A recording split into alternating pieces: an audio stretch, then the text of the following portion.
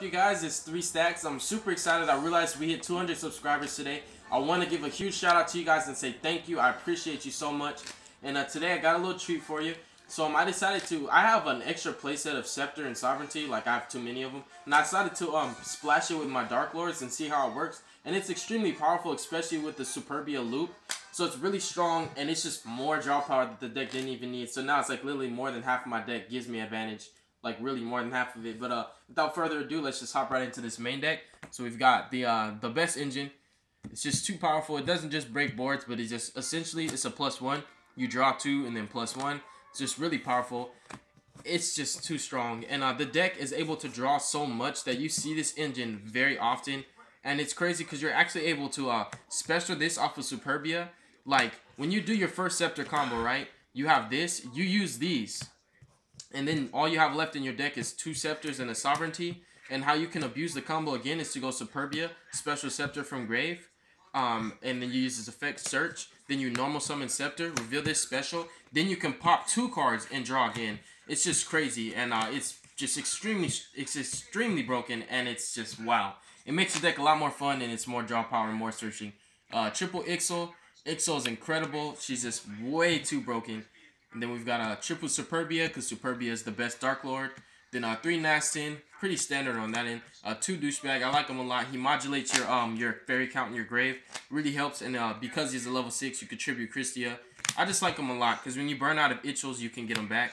1 Zerato. Zerato is here because, well, I cut him at 1 because I decided to run a BLS since I run so many lights and darks. Why not? It helps you get higher ceiling. Taz, the Morning Star. He's too powerful not to run, in my opinion. He's just too broken. And then double Christia. I just learned that if you shuffle contact with their effects to bring out Superbia, Superbia will miss timing, so you can't do that combo, but you can still just activate the spell contact and bring out Christia with Superbia. And then 1 BLS. Couple changes I made to the deck was I took out my I decided to side out my back row outs, like my Twin Twisters and MSTs. And I also decided to take out my Soul Charge and put it in a different deck. I killed myself. I just found that I paid too much life points with my Darklords. And most of the time, I just Soul Charge for 2. And that would just be 2 Superbias and bring them back. And the deck has so much recursion. I decided to take my Soul Charge out. Now, if I decide to take this deck in the competitive scene, I'll definitely put Soul Charge back in. But I did want to let you guys know that. I took it out because I just paid way too much life points with this deck already. Like, I literally paid way too much already. And triple Banishment. It's the best. It really is. And then we've got triple Contact. This is just the standard. And then 3 Allures because it's just too good not to run. We've got triple Trade-In. BLS, if you can't bring him out, you can still trade him in. So he's good either way. And then the Upstart. The deck has way too much draw power. Like in 2 turns, you went through more than half of your deck, literally. Triple Reckless. I still like playing it at 3. Often you run into multiples of it. And then you draw, and then you draw 4 more. Essentially, you do 5 cards on that turn, and you're just going to keep drawing after that. It also helps you to see the Star Seraph engine faster. And then I never changed this lineup. I was considering whether I cut 1 Rebellion and put my Soul Charge back in. But I like having it because it is a Darklord name. And then the Vanities, because this is too good. That's the main deck. Extra deck, I just cut the Spider engine just down to the 1. And then the Super Door, because it's too strong. Zombie Stein, because he beats over anything 4,000.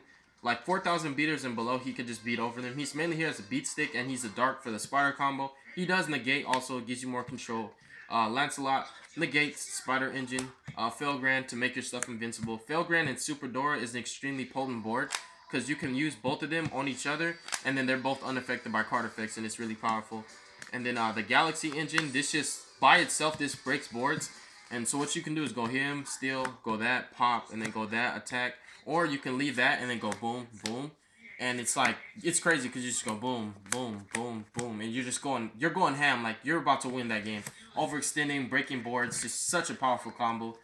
And then we've got my Draco Sack.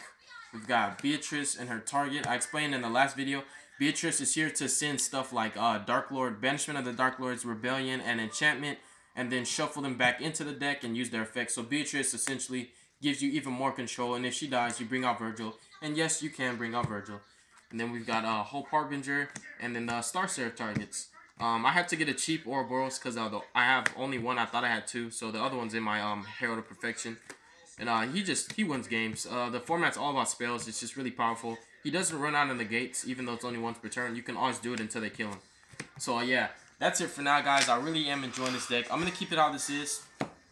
I just want to find a way to probably incorporate, like, at least a Solemn Warning or something. Just some kind of trap that can clear boards. Like, I might actually just put in a Mirror Force.